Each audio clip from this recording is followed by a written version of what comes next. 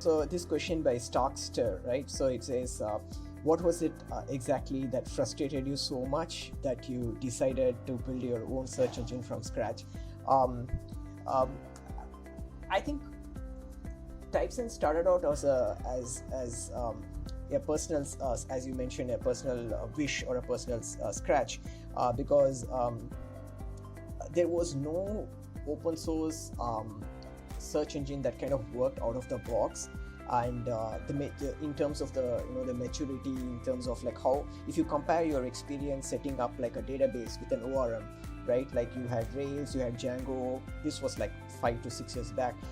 So setting up a data store for searching was far more complicated than setting up a data store for your data store as your MySQL or something like that. So that there was nothing that really worked out of the box and solved some of the very common pain points, like typo tolerance. People make mistakes all the time when they are typing, but getting that going, that feature itself took like a lot of flags, a lot of configuration with the existing open source solutions there.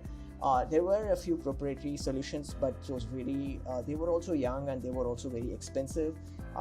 So yeah, the ecosystem I felt was just lacking, and surely there was a way to do bring a much better open source product in that space. So one is this whole developer productivity and ease of use aspect, and of course the other one is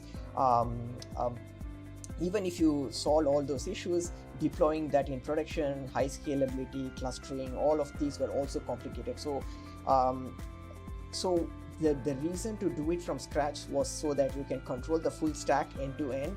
And we did use some libraries, but that were like low-lying libraries. So it's not like, obviously no software is 100% scratch. 100% scratch is when you don't even use any libraries. That's what it is. So we kind of built on top of like simpler libraries, and we built it all the way. So yeah, ease of use and ease of deployment, those were the two things that was missing then, and I still feel Typesense is still one of the better ones in all those dimensions even today, and of course we're going to continue working and improving that.